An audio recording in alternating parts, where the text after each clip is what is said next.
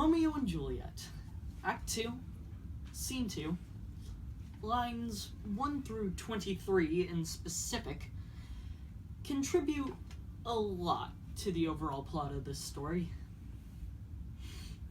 So, after a street brawl between the Montagues and the Capulets, after Benvolio going to try and console Romeo and have him get over his depression of being rejected by his lovely Rosalind, and going to the Capulets' party, which those two Montagues are certainly not supposed to be at, that's where this scene, this passage, lands. You see, how it contributes to the plot of this story is that it introduces the idea that Romeo and Juliet, who have just now met at the Capulets' party, are madly in love and would do anything to see each other. I mean, when he first gets there, Romeo climbs the garden wall just to go and see Juliet. He compliments her and praises her immensely, immeasurably, just because he cannot seem to bear being without her. This is displayed again later on when the two decide to get married out of practically nowhere, and even after Romeo is exiled and rushes to Juliet after hearing she's dead, even though it will most likely cost him his life. That's not the only thing this passage contributes to, though. It also contributes to Romeo's character development. For starters, it shows off his traits of being headstrong and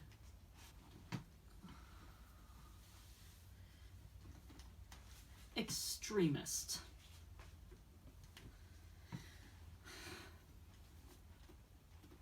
I mean, he's barely met this girl, and yet he rushes off, he climbs a wall, very tall, 15-foot wall, just so he can see her? What normal person does that? And it allows his character to develop later on. It introduces that he's willing to throw out his entire heart to someone. It introduces his stupidity. I mean, like I said, what normal person, what person in their right mind would rush off in the middle of the night when they aren't supposed to, just to see a girl?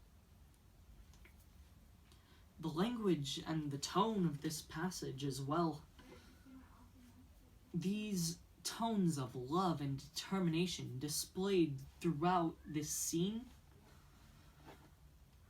they give a good idea of what it's all supposed to mean. And what it's supposed to mean is that Romeo believes that Juliet is the most amazing, most beautiful thing on the planet. Not person. Just most beautiful out of anything. The stars, the sun and moon. He believes that she is his son, allowing him to live on day after day. And it also contributes to the passage's connection to a major theme.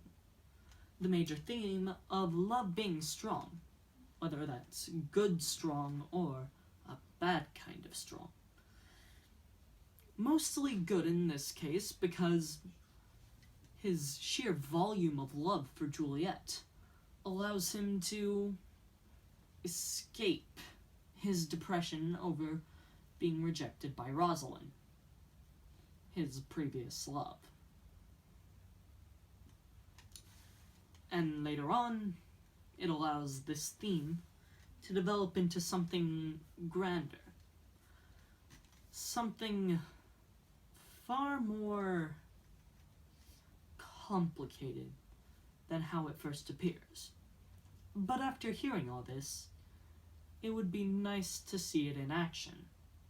He jests at scars that never felt a wound. But soft, what light through yonder window breaks? It is the east, and Juliet is the sun. Arise, fair sun, and kill the envious moon, who is already sick and pale with grief that thou, her maid, art far more beautiful than she. Be not her maid, since she is envious. Her vestal livery is but sick and green, and none but fools do wear it. Cast it off. It is my lady, oh, it is my love. Oh, that she knew she were. She speaks, yet she says nothing. What of that? Her eye discourses, I shall answer it. I am too bold. 'Tis not to me she speaks. To the brightest stars in all the heaven, having some business, do entreat her eyes, twinkling in their spheres till they return. What if her eyes were there, they in her head? The brightness of her cheek would shame those stars, as daylight doth a lamp. Her eyes in heaven would through the airy region stream so bright, that birds would sing and think it were not night. See how she leans her cheek upon her hand.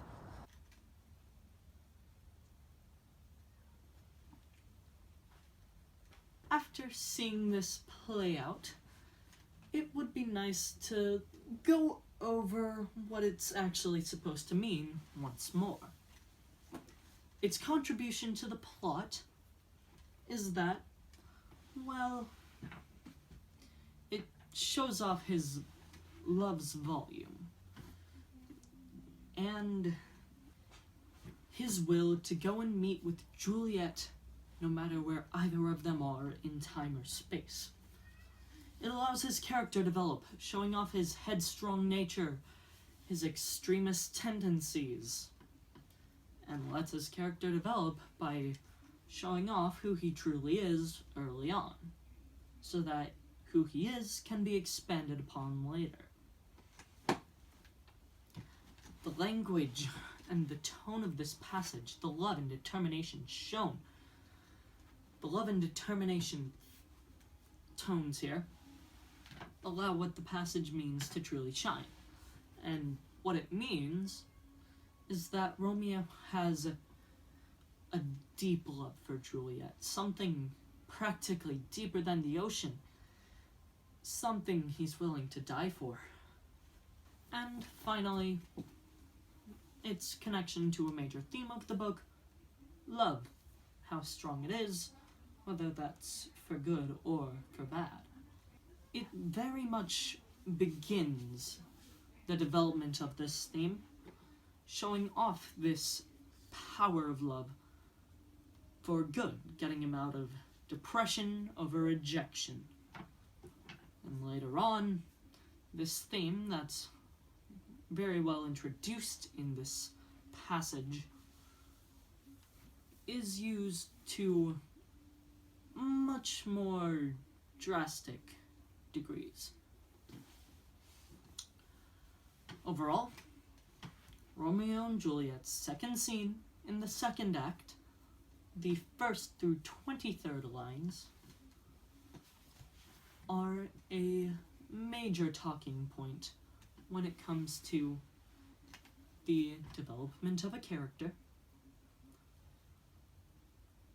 the development of a theme, the development of a plot, and the meaning of language and tone. It is quite possibly the most amazing scene to talk about everything that makes Romeo and Juliet a good story.